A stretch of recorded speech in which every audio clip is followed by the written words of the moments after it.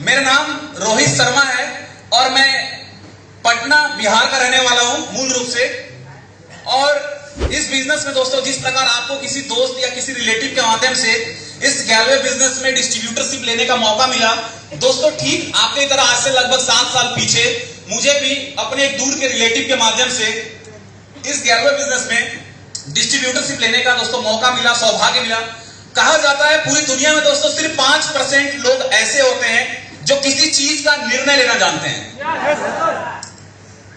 निर्णय लेने की ताकत, पावर ऑफ डिसीजन सिर्फ 5% लोगों के पास होती है। 95% लोग, 95% लोग अगर अपने लाइफ में कुछ बड़ा नहीं कर पाते, अपने सपनों को पूरा नहीं कर पाते, गरीब जन्मते हैं, गरीब मर जाते हैं, तो इसके पीछे कारण सिर्फ एक रहता है, सिर्फ एक। वो कारण यह है कि उनके अंदर डिसीजन लेने की क्षमता नहीं थी। ऊपर वाला दोस्तों हर लोग को, चाहे वो किसी जाति, किसी भी धर्म, किसी भी रंग भेद के हों, ऊपर वाला हर लोग को, हर व्यक्ति को एक मौका ऐसा जरूर देता है जिस मौके को अगर वो पहचान ले, डिसीजन कर ले, डिसीजन लेने के बाद काम करे तो उसकी लाइफ चेंज हो सकती है। लेकिन 95% लोग सिर्फ डिसीजन नहीं लेने की वजह से लाइफ में कुछ बड़ा नहीं कर पाते। लेकिन दोस्तों 5% लोग ऐसे होते हैं जो अपना डिसीजन लेने की क्षमता रखते हैं कि मेरे लिए क्या बेस्ट है, मैं किस काम को करके मैं अपनी जिंदगी को चेंज कर सकता हूं। तो आज जो व्यक्ति आपके सामने खड़ा है दोस्तों, ये वो व्यक्ति है जिसने सिर्फ आज से 7 साल पहले एक डिसीजन लिया था, एक निर्णय लिया दोस्तों। और उस 5% में सिर्फ रोहित शर्मा नहीं है, बल्कि आप तमाम लोग वो लोग हैं जो अपना निर्णय लेने की क्षमता रखते हैं। तो एक बार जोरदार ताली आप लोग के लिए। निर्णय लेने के साथ दोस्तों मैंने इस बिजनेस को सीखना शुरू किया, क्योंकि दुनिया का कोई भी काम, चाहे वो काम आसान हो या मुश्किल हो, दुनिया का कोई भी काम को अगर हम सीख लेते हैं तो वो काम हमारे लिए बहुत आसान हो जाता है। नहीं सीखते हैं तो आसान काम भी बहुत मुश्किल हो जाता है, कठिन हो जाता है। दोस्तों मैंने इस बिजनेस को सीखना शुरू किया, कंपनी की सारी ट्रेनिंग क्लासेस को अटेंड किया, जब कभी इस प्रकार मीटिंग, सेमिनार जहां भी होता था अटेंड किया। जितने भी टूल्स मेरे पास कामयाबी के लिए मौजूद थे, ऑडियो, वीडियो कैसेट्स, बुक्स पढ़ना, सारे टूल्स का उपयोग किया। मेरे जो अपलाइन थे, सारे अपलाइन को दोस्तों ब्लाइंडली फॉलो किया, आंख बंद करके उन पे विश्वास किया, कंपनी के सारे नीति, नियम, पॉलिसियों को फॉलो करता चला गया। तो इस वक्त कंपनी के 8वें level, star global diamond distributor level पे दोस्तों काम कर रहा हूं।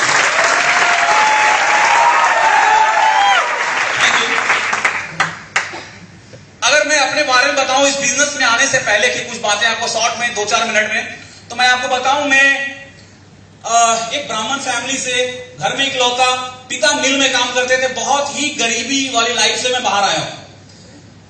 आप में से बहुत सारे लोगों को लगता होगा ऐसा कि यार सब लोग आते हैं यही बोलते हैं मैं गरीब घर से हूं, लगता है ऐसा कभी?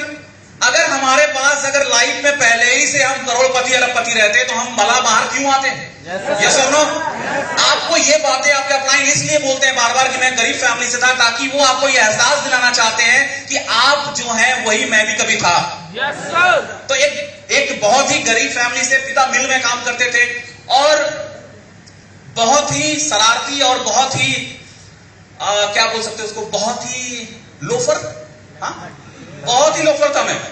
सर ये बताने में सच है यही है, मैं आपको ये नहीं झूठा बोलना चाहता कि भाई मैं ना इतना पढ़ने लिखने में तेज था कि मैं क्लास में अव्वल आता था, नहीं, पढ़ाई कभी घुसती नहीं थी। बहुत ही लोफर और बदमाश था मैं। हमारे जो आसपास के मेरे कॉलोनी के लोग थे, जो मेरे साथी, मेरे बचपन के दोस्त लोग, उनके माँ बाप हमेशा एक प्रार्थना करते थे, जब भी मंदिर जाते एक प्रार्थना करते थे कि हे ईश्वर, मेरे लड़के का अगर संगत रोहित से छूट जाए ना तो मैं आपको 2 नारियल चढ़ाऊंगी। उनको ऐसा लगता था कि उनके लड़के को मैंने बिगाड़ कर रखा है, और मेरे माँ बाप को लगता था कि मेरे दोस्तों ने मुझे बिगाड़ कर रखा है। बड़ा अच्छा कम्युनिकेशन चल रहा था दोनों के बीच। लाइफ दिन बीतती जा रही थी। एक दिन मैंने फैसला लिया कि मुझे पैसा कमाना है। मैंने अपने पिता को बताया, पापा मुझे पैसा कमाना है। मेरे पिता ने कहा तेरी तबीयत वगैरह तो ठीक है, कुछ चाहिए क्या, जीन्स वगैरह, साइकिल, मोटरसाइकिल? मैं बोला कुछ नहीं, मुझे पैसा कमाना है और मैं दूसरे स्टेट जाऊंगा, मैं यहां पटना में रह नहीं करूंगा। अक्सर हम फैमिली में, परिवार के बीच में एक आध कहावत चलती है, उदाहरण चलती है, हमारे तरफ तो बहुत चलती है, आपने भी सुना होगा कि उनका लड़का था, काम करने के दूसरे स्टेट गया और उधर से जब लौटा ना तो बहुत अमीर बन के लौटा। क्या आपने सुना है ऐसा कभी? मैं अक्सर सुनता था कि उनका लड़का गया था 5-7 साल बाद लौटा, बहुत पैसा लेके लौटा। मुझे भी ऐसा लगता था मैं बाहर निकलूंगा ना तो कहीं तो भी मुझे कुछ तो भी अली बाबा का खजाना मिलेगा। एक आध पेटी सोना चांदी लेके लौटूंगा, अमीर बन के लौटूंगा। मैं जब घर से जा रहा था ना, मेरे जितने भी दोस्तों के माँ बाप थे, मेरे आंटी लोग, बहुत खुश हुई। पहली बार उनके चेहरे पे स्माइल देखा और बड़े प्यार से मुझे बोल रहे थे। मैं बोला आंटी जी मैं जा रहा हूं। तो बोले हाँ बेटा जा, तू जरूर कामयाब होगा। क्योंकि वो तो खुश थे कि चल कम से कम एक तो निकल रहा है इधर से। बहुत सारी कंपनियों में भटका, पहली बार जीवन में बाहर निकला था घर से। लाइफ में काम करना कैसा होता है पहली बार देखा। बहुत सारी कंपनियों में काम किया। मैं एक फार्मास्यूटिकल्स एक दवा कंपनी में स्टार्टिंग सबसे पहले मैंने काम पकड़ा 2500 रुपए महीने का। सुबह काम पे जाओ, रात में काम से लौटो। अब पता चला था कि दाल रोटी चलाना क्या होता है। कुछ महीने बीते, मेरे पिता जब भी फोन करते बोलते कि रोहित देख बेटा जिद नहीं पकड़ते, छोड़ दे, आजा लौट कर। लेकिन मैं कभी कभी मन में आता कि छोड़ के चल जाऊं, लेकिन मैं सोचता था कि मेरे आंटी लोग का क्या होगा, वो तो यही बोलेंगे मैं बोलती थी ना ये कुछ करने वाला लाइफ में है नहीं। बहुत सारी कंपनियों में भटका दोस्तों। मैं सूरत गया काम करने के लिए, पंजाब में लुधियाना गया काम करने के लिए। फाइनली लास्ट इस ग्लेज में आने से पहले मैं एक कंस्ट्रक्शन कंपनी में जॉब कर रहा था, रोड बनाने का काम कर रहा था और बहुत ही हार्ड वर्क कठिन परिश्रम वाला काम था। 3500 रुपए दोस्तों स्टार्टिंग के मुझे मिलते थे उस कंपनी में। और लगातार काम करने के बाद मेरी तरक्की हुई। 3.5 साल बाद मैं उस कंपनी में साइड इंचार्ज बना। साइड इंचार्ज बनने के बाद 18,000 सैलरी मिलने लगा। दिन दुख के दिन मेरे बीतने लगे। मुझे ऐसा लगा कि अब तो लाइफ चल पड़ेगा। 18,000 सैलरी मिल रहा था और साथ ही साथ अलग से टेबल के नीचे से भी अच्छी कमाई आ रही थी। समझ रहे हो? टेबल के नीचे से भी अच्छी कमाई आ रही थी। हर दिन मैं पूरी ईमानदारी के साथ 200 लीटर डीजल बेच देता था। कोई इसमें किंतु परंतु नहीं, सब काम बाद में होगा। पहले 200 लीटर खिसकाता था और बैरल आता है 200 लीटर का। तो मैं जिस प्लांट में था, कंस्ट्रक्शन कंपनी में बिल्डिंग प्लांट, हमारे यहाँ रोज 2,500 से 3,000 लीटर डीजल आता था, जिसमें से 200 लीटर मैं खिसकाता था। उस वक्त डीजल का रेट था पेट्रोल पंप में 40 रुपए लीटर और मैं बेचता था 35 रुपए। जिस साहू जी को बेचता था वो भी खुश, 5 रुपए कम मिल रहा है और मैं तो खुश ही खुश। अब मुझे ऐसा लग रहा था कि मेरे दुख के दिन बीत जाएंगे। देखते देखते मैंने उस वक्त एक बजाज पल्सर बोल के बाइक खरीदा। मैं अपने पिता को बता रहा था देख लो मेरी इनकम क्या है, एक दिन मैं ना बहुत अमीर बनूंगा, बढ़िया घर बनाऊंगा, ये करूंगा वो करूंगा। ऐसा लग रहा था कि लाइफ अब बढ़िया हो गई। लगभग दोस्तों उस इंचार्ज बनने के बाद 7-7.5 लाख रुपए कमा के रखा। मुझे ऐसा लगता था मैं बहुत अच्छी कंपनी में काम कर रहा हूं। लेकिन उसी कंपनी में दोस्तों मेरे साथ एक हादसा हुआ जिसमें मैं बहुत बुरी तरह जख्मी हुआ। उस हादसे की वजह से जो मैंने पैसे कमा के रखा था 7-7.5 लाख रुपए टेबल के नीचे से, उसको डॉक्टर को टेबल के ऊपर से देना पड़ गया। बुरे कर्म का बुरा नतीजा, यस और नो? कर्म का सिद्धांत तो है ना, जो भले ग्लेज में आने से पहले मैं नहीं जानता था, लेकिन लागू तो होता है ना। आपको कर्म का सिद्धांत पता हो या ना हो, लेकिन आपके साथ लागू है। मेरे साथ लागू हुआ, वो पैसा खत्म हुआ, डॉक्टर के पास गया। इतना ही नहीं, मेरे पिता को दोस्तों मेरे इलाज में वो सर से लेकर पांव तक कर्ज में डूब गए। 2.25 साल तक दोस्तों मेरा इलाज हुआ। 2.25 साल तक मैं लगातार बेड पे रहा। मैं ऊपर वाला कभी कोई कोसता भी था कि उस दिन मर जाता तो अच्छा होता, लेकिन कर क्या सकता था? वो कहते हैं विधि के विधान के आगे आप क्या कर सकते हो, मनुष्य बेबस होता है। मैं ऊपर वाला से एक ही चीज पूछता था, कहता था कि मुझे एक प्लेटफॉर्म मिले, कोई तो एक ऐसा मौका मिले जहां पे मैं कुछ करके मैं अपने पिता को कर्ज से मुक्त कर पाऊं। तकरीबन दोस्तों 12 लाख के आसपास मेरे पिता के ऊपर कर्ज था। मेरे लाइफ में फिर एक कंपनी आई जिसने रोहित के लाइफ को चेंज करके रख दिया। और वो कंपनी कौन सी? जब पहला दिन था, मुझे आज भी वो दिन याद है, जहां पे सेमिनार के लिए मेरे अपलाइन मुझे लेकर गए थे। यार लोग टाई वाई लगा के अंडर शूटिंग करके हाथ में फाइल वाइल लेकर, मैं ये कैसा था हाफ टी शर्ट में हवाई चप्पल में। मेरे को ऐसा लगा ये काम नहीं जमेगा, मेरे को जमने वाला नहीं है। मैंने अपने अपलाइन को बोला सर जी इधर पढ़े लिखा काम दिख रहा, मेरे से नहीं होगा। बोला अरे पागल तू अंदर चल, तेरे को बताया जाएगा, अब तू कुछ नहीं करना है, तुझे जो मैं बोलूंगा बस वो कर, तेरा कर्ज कैसे दूर होगा इसकी जिम्मेदारी मेरी है। मैं बोला ठीक है। मेरा क्या, अंदर गया। अंदर जाने के बाद बिजनेस के बारे में, कंपनी के बारे में पूरी जानकारी मिली। कंपनी क्या है, कंपनी के प्रोडक्ट्स क्या है, कंपनी किस प्रकार डायरेक्ट सेलिंग किस प्रकार आगे बढ़ रही है, एक अच्छी जानकारी मिली। बिजनेस के बारे में बताया गया। कुछ लोग आए शेयरिंग करने के लिए, जिसमें से एक व्यक्ति आता है कि नमस्कार दोस्तों, मैं रोड लेवल पे काम करता हूं, मेरा पिछले महीने का इंसेंटिव 12,000। एक व्यक्ति आया, वो कहता है नमस्कार दोस्तों, मेरा नाम ये है, मैं एसटी लेवल पे काम करता हूं, पिछले महीने का इंसेंटिव 18,000। एक लड़का था, क्या बताऊं मैं, बिल्कुल इतना सा होगा, वो इतना सा था, छोटा सा बिल्कुल, और वो कह रहा है नमस्कार दोस्तों, मैं आरडी लेवल पे काम करता हूं, पिछले महीने का इंसेंटिव मेरा 58,000। मैं बोला ये क्या बोल रहा है। उसके बाद मेरे को क्लास से मन नहीं लगा। मैं बोला कभी ये क्लास खत्म हो, बाहर निकला, मैं अपने अपलाइन को बोला सर जी वो कहाँ गया। मैं बोला वो कितना कमाता है। मेरे अपलाइन ने बोला कि भाई बहुत अच्छा कमाता है, उसने अपना लेवल बताया होगा ना। मैं बोला हाँ कुछ तो भी बताया। अपलाइन ने बोला वो आरटीए ड्रीम लेवल पे काम करता है। मैं बोला कि सर मुझे भी कुछ बताओ कि मैं भी। उस वक्त मेरा सोच यही था कि 50,000 रुपए महीने का आ जाए ना तो मजा आ जाएगा। उस वक्त नहीं देख रहा था डायमंड, ग्लोबल डायमंड, क्योंकि वहां तक नजर नहीं जा रही थी। लेकिन जैसे जैसे हम आगे बढ़ते हैं हमारी नजर क्लियर होती चली जाती है। जैसे हम एक मुकाम आगे जाते हैं अगला मुकाम हमें दिखने लगता है। अगर आपको लखनऊ से आज रात में जाना हो शाहजहांपुर या फिर दिल्ली, तो क्या रात में यहां से आपको दिल्ली दिख जाएगा? दिन में भी नहीं दिखेगा, नहीं दिखेगा। लेकिन रात में अगर आप गाड़ी के लाइट को जलाते हैं तो क्या दिख जाएगा दिल्ली? कहां तक दिखेगा? 100 मीटर 150 मीटर। लेकिन अगर 100 मीटर आप आगे बढ़ जाते हो तो क्या आगे का 100 मीटर दिखेगा? उस वक्त बस ख्याल था कि बस 50,000 आ जाए, लेकिन जैसे जैसे आगे बढ़ता गया एक एक चीज दिखता गया। बिजनेस को दोस्तों मैंने सीखना शुरू किया। मेरे अपलाइन ने बस एक ही चीज मुझे टास्क दिया था, बिजनेस को तुझे सीखना है, क्योंकि ये कॉन्सेप्ट इंडिया में नया है। मेरे अपलाइन ने मुझे बताया कि अगर तू इस कॉन्सेप्ट को समझ गया तो आगे आने वाले टाइम में ऐसा हो सकता है रोहित कि तू बहुत पैसा कमाएगा। मेरे अपलाइन मुझे दिखाते थे, देख वो आरडी है, वो डायमंड है और ये ग्लोबल डायमंड है। इनकी इनकम जानते हो 5 लाख महीने का। मैं बोला क्या बात कर रहे हो, 5 लाख? यानी कि पापा का कर्ज 12 लाख, यानी 2-3 महीने में सब निपट जाएगा। मैं बोला सर जी मुझे प्लीज मुझे रास्ता बताइए, करना क्या है, कैसे करना है, क्या करूं मैं। मुझसे कुछ मिस्टेक हुआ, मैं बहुत ऐसा लगता था कि मैं बहुत जल्दी और बहुत कुछ कर लूं। मेरे अंदर एक क्या बोल सकते हैं उसको, आदत थी कि बात को मैं पूरी नहीं सुनता था। ऐसा लगता था कि बस अपलाइन ने बोला कि रोहित ये काम कर, मैं पूरा सुने बगैर ही कह रहा था ठीक है सर बस मैं कर लूंगा, मुझे मत बताइए, मैं सब समझ गया। एक मिस्टेक थी मेरे अंदर, सलाह पूरा ना सुनना, जिसकी वजह से देखो अपलाइन हमें जब भी सलाह देता है क्यों देता है? ताकि उनसे जो गलती हुई है वो गलती आपसे ना हो। यस और नो? किस गलती की वजह से उन्हें नुकसान लगा ताकि आपको ना लगे। लेकिन मेरे अंदर आदत ये बुरी थी कि मैं सलाह पूरी सुनता नहीं था। मेरे अपलाइन समझ गया कि मैं कहां मिस्टेक कर रहा हूं। मेरे अपलाइन ने एक दिन मुझे बैठाया, बोला रोहित तुझे कहानी सुनानी है। मैं बोला ठीक है सुनाइए, मुझे तो कहानी सुनने में मजा आता है। कहानी उस दिन सुना और मेरे दिमाग में एक बात क्लियर हुई कि मैं क्यों इतना नुकसान हो रहा है बिजनेस में, क्यों मैं जो मुझे रिजल्ट मिलनी चाहिए थी वो क्यों नहीं मिल रही है। तो वहां सबसे बड़ा कारण था मैं बात पूरी नहीं सुनता था। अपलाइन जो कह रहा है मैं आधा सुनने के बाद ही मुझे लगता था मैं समझ गया, मैं कर दूंगा, ऐसा कुछ भी नहीं है। तो अपलाइन ने कहानी सुनाया कि एक गांव था, एक गांव में एक किसान रहता था। उसके पास कुछ जानवर थे, गाय भैंसे। एक बार उस किसान का भैंस का तबीयत खराब हो गया, उसके भैंस को कोई बीमारी लग गई।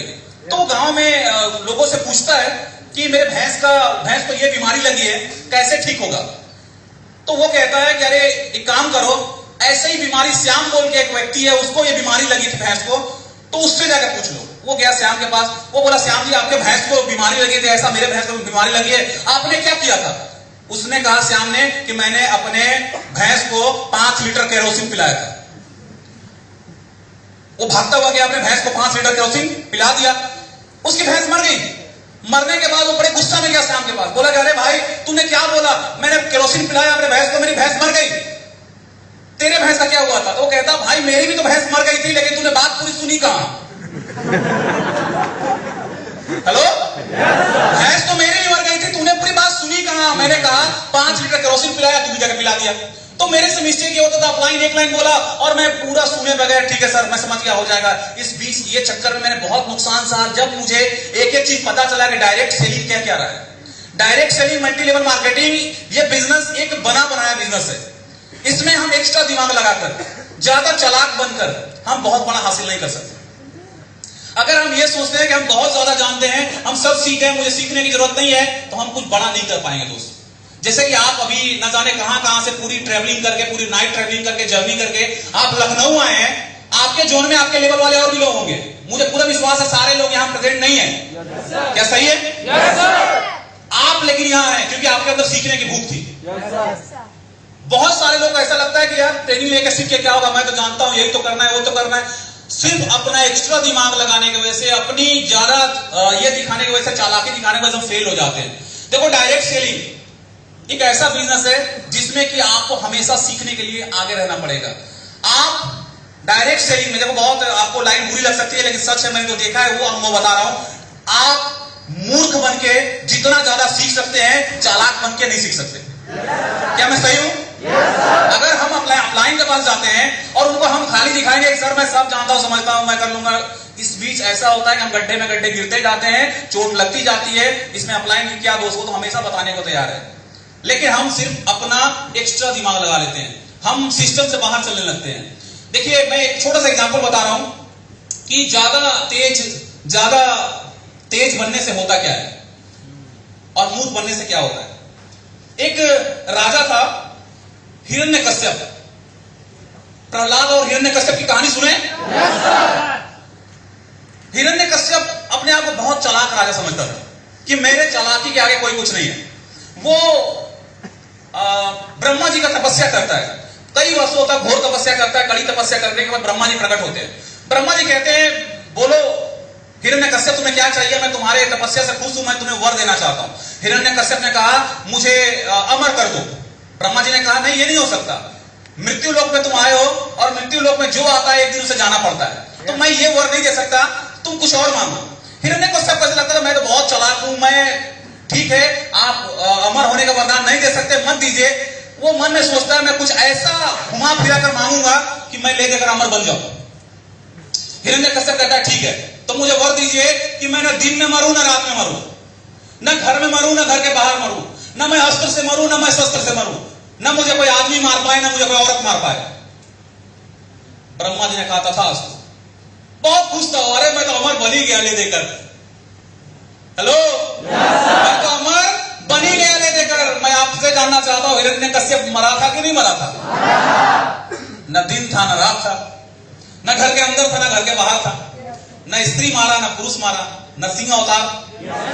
तो एक सिस्टम है कि आप अगर कुछ सीखना चाहते हैं तो हमेशा नम्र रहें, सॉफ्ट बिहेवियर वाले रहें और हमेशा सीखने के लिए मूर्ख बने रहें कि सर मैं नहीं जानता, आप बताइए। हमारे देश में सबसे टफेस्ट एग्जाम जो माना जाता है यूपीएससी, आईआईटी। यस सही कह रहा हूं? आईआईटी जो एग्जाम लेता है, JEE joint entrance examination, IIT को जो आईटी निकालते हैं ना, एक औसत है, मैंने किताब में पढ़ा था, एक औसत है कि एक आईआईटीसीएन के पास धीरू भाई अंबानी से 4 गुना तेज दिमाग होता है। 4 गुना तेज दिमाग होता है, तब जाकर वो आईटी निकालता है। लेकिन ऐसा क्यों होता है फिर कि वो इतनी बड़ा एग्जाम निकालने के बाद, धीरू भाई अंबानी से 4 गुना तेज दिमाग होने के बाद भी वो धीरू भाई अंबानी के कंपनी में ही काम करता है? वो अंबानी क्यों नहीं बन पाता? दिमाग तो 4 गुना तेज है। क्या मैं सही कह रहा हूं?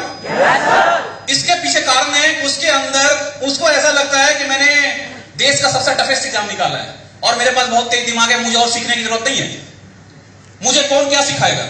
लेकिन धीरू भाई अंबानी क्या कहते हैं, उनका सोच अलग है। वो कहते हैं कि मुझे कुछ नहीं आता, तुम मुझे सिखाओ। हेलो, एक आईटी कहता है इंजीनियर कि मुझे क्या तुम सिखाओगे, और अंबानी कहता है, बिजनेसमैन कहता है कि मुझे कुछ नहीं आता, तुम सिखाओ। सबसे सीखना चाहता है वो, छोटे एम्प्लॉय बड़ा एम्प्लॉय सबसे सीखना चाहता है, और अंबानी बन रहा है। लेकिन एक आईटी इंजीनियर जिंदगी भर उसके नीचे काम करता है, रिटायर्ड हो जाता है। तो हमें हमेशा सीखने के लिए आगे रहना चाहिए, जिस प्रकार आज आप यहां पे आए हैं। सेकंड एक चीज मैं बात करूंगा जो मुझे लगता है कि इस बिजनेस में कामयाब होने के लिए जो एक चीज जरूरी है, क्योंकि दोस्तों मैंने अभी तक के 7 साल के सफर में मैंने ऐसे बहुत से लोगों को देखा, जिसमें से कुछ मेरे अपने दोस्त थे, मेरे जिगरी दोस्त, जिनको मैं अप्रोच किया था सीडी लेवल पे। मैंने ऐसे बहुत से लोगों को देखा जो टैलेंटेड थे, बिल्कुल टैलेंटेड लोग। टैलेंटेड भी क्या कहूं उसे, मैं उससे भी ऊपर जाऊं, मल्टी टैलेंटेड। अगर मल्टी टैलेंटेड वो कहूं तो भी शायद ये वर्ड छोटा पड़ जाए। गॉड गिफ्टेड टैलेंटेड, जानते हो, जो ऊपर से ही कुछ लोग ऐसे होते हैं ना, जिनको मतलब ऐसा लगता है जन्म से ही वो बहुत तेज है, ऐसे होते हैं। मैंने ऐसे लोगों को भी देखा इस ग्लेज में आकर, जो कि कुछ बहुत बड़ा इतिहास रख सकते थे ग्लेज में, लेकिन वो व्यक्ति फेल हो गए। इसमें 2-3 मेरे दोस्त हैं जो multi talented, God gifted talented था, जो कि इस बिजनेस में बहुत बड़ा कर सकता था, इतिहास रच सकता था ग्लेज में, लेकिन वो फेल हो गया। उसके पीछे कारण जानते हो क्या था? एक कारण था, कारण यह था कि उसके अंदर सब कुछ थी, लेकिन एक चीज की कमी थी, और वो थी कमिटमेंट। किस चीज की कमी थी? किस चीज की?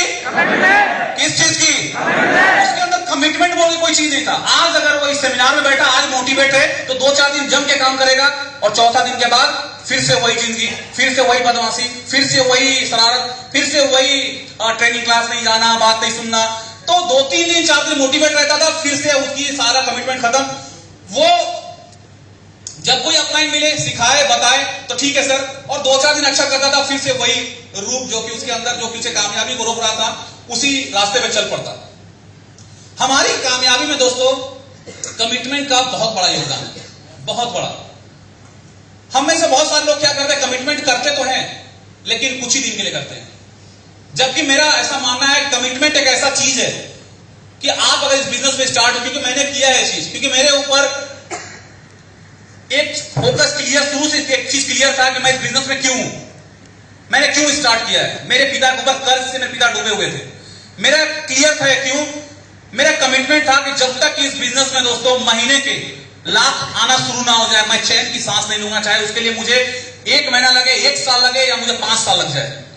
लोग क्या करते हैं, कमिटमेंट तो करते हैं, लेकिन कमिटमेंट करने के बाद वो अपने कमिटमेंट को समय के साथ कैलकुलेट नहीं करते। देखो, कमिटमेंट अगर आप करते हैं या नहीं करते हैं, दोनों चीज बता रहा हूं मैं। अगर कमिटमेंट करते हैं तो आप एक चीज हमेशा याद रखना, कमिटमेंट का रिलेशन टाइम के साथ होता है। अगर आप कमिटमेंट करते हो आज, तो आप कमिटमेंट के साथ टाइम बाउंड करके जाना। यहां से इस हॉल से निकलोगे तो एक टाइम, एक आप लेवल बना सकते हो, आरडी, डायमंड। आप इनकम बना सकते हो कि आज मेरी इनकम 10,000 है या 20,000 है, मेरी इनकम 1 लाख रुपए मुझे करना है, और टाइम लगाओ कि 1 साल तक। और इस 1 साल में जितनी एनर्जी, जितनी मोटिवेट मैं आज हूं, आज से 11 महीना बाद भी यही मोटिवेशन रहेगा। ये कमिटमेंट करना पड़ता है, क्योंकि कमिटमेंट का संबंध टाइम के साथ होता है।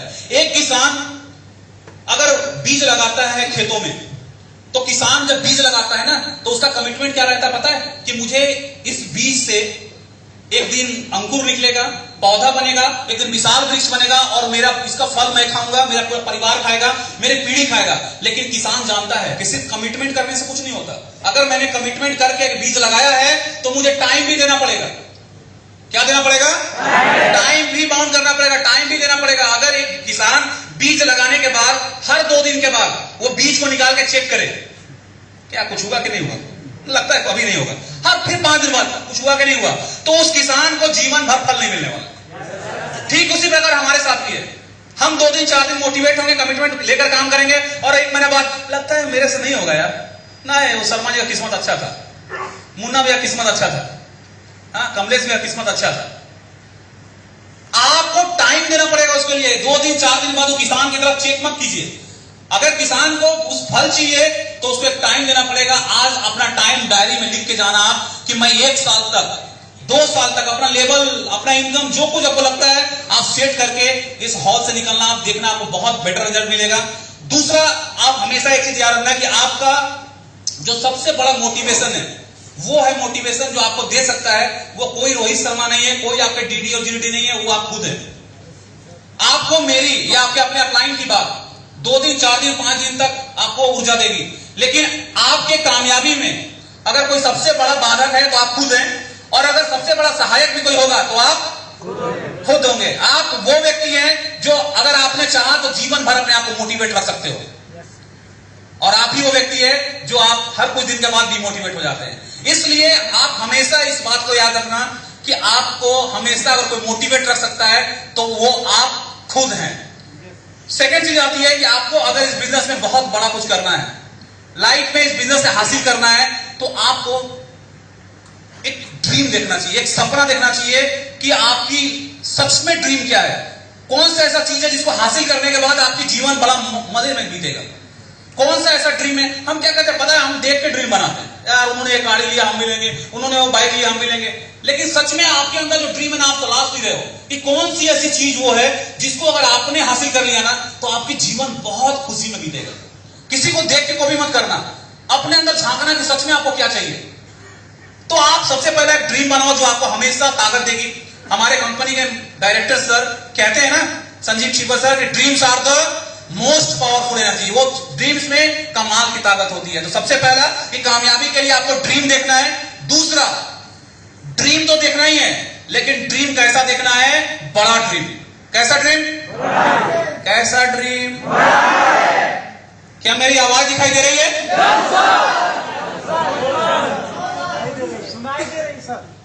आवाज कब से दिखाई देने लगा? आप सब यही है? गॉड, मुझे लगा कि मैं किससे बात कर रहा हूं। मैं वो आवाज कब से दिखने लगा मेरे भाई। ओके, ड्रीम देखना है। और दूसरा, ड्रीम कैसा दिखना है? कैसा? बड़ा ड्रीम देखना है।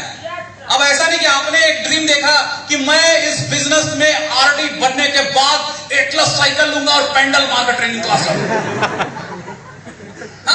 ये ड्रीम है। ड्रीम कैसा होना चाहिए? तो ड्रीम बड़ा होना चाहिए। तीसरा, ड्रीम बड़ा है कि नहीं है उसको चेक करना चाहिए। ड्रीम आपका वो बड़ा है कि नहीं चेक करना चाहिए। अब चेक करने के लिए हम क्या कर सकते हैं कि अपने ड्रीम को दूसरे को बताओ। Yes, sir. अगर सामने वाले ने आपके ड्रीम को सुनकर सामने वाला हंस दिया, इट मींस ड्रीम बहुत बड़ा है। अगर उसने कह दिया हाँ भाई तू कर सकता है, समझ जाना ड्रीम छोटा है, ड्रीम को बड़ा करना पड़ेगा। चौथा और सबसे अहम, अपने ड्रीम में, अपने सपनों में अपनी भावनाओं को ऐड करो। ऐसा सपना देखो ना कि उसमें एकदम दुनिया सजाओ, बिल्कुल एकदम भावनात्मक। फॉर एग्जाम्पल कि मेरा ड्रीम है कि इस बिजनेस में मैं डायमंड बनने के बाद अपनी छोटी बहन की शादी इतनी धूमधाम से करूंगा गांव में कि अगल बगल के 10 गांव देखते रह जाएं। तो हमने सपना तो देखा कि बहन की शादी करनी है, लेकिन सपनों में हमने भावनाओं को जोड़ दिया कि ऐसी शादी करूंगा कि अगल बगल के 10 गांव देखते रह जाएंगे। मेरा एक ड्रीम है कि मैं इस बिजनेस में डायमंड बनने के बाद या ग्लोबल डायमंड बनने के बाद ऐसी गाड़ी खरीदूंगा। मान लो आपका जो ड्रीम, फॉर्च्यूनर रख लो, ऑडी रख लो, BMW में मैं 30 लाख की कार खरीदूंगा और अपने उन सारे दोस्तों से मिलूंगा जो इस बिजनेस में मेरा साथ छोड़कर सीढ़ी लेवल पर चल गए थे। तो हमने ड्रीम तो देखा, लेकिन क्या किया? ड्रीम में अपनी भावनाओं को जोड़ दी। तो ये आपको बहुत ताकत देंगी। दोस्तों, बाकी मैं अब बात नहीं करूंगा। Thank you very much. आपको बीच में अपनी बात को बेंडअप कर रहा हूं, लेकिन हम दोबारा फिर मिलेंगे और अपनी यहां से जो बात छूटी है हम उसको कंटिन्यू करेंगे। बाकी मैं यही कहना चाहूंगा कि आप सब मेहनत करें, जी तोड़ मेहनत करें। क्या ये जो हम आधा घंटा 20 मिनट बात की है, क्या मैं आपको कुछ बता पाया? क्योंकि दोस्तों ये सामने वो शख्स बोल रहा है, आपको बता रहा है ना, जो जानता है, जिसने बिजनेस को देखा है कि इस बिजनेस में क्या बोलते हैं, बहुत पोथी शास्त्र पढ़ने की जरूरत नहीं है। कोई MBBS की पढ़ाई नहीं कर रहे हो कि एकदम मोटी मोटी किताब। आपकी कामयाबी में कोई व्यक्ति का एक लाइन काफी है।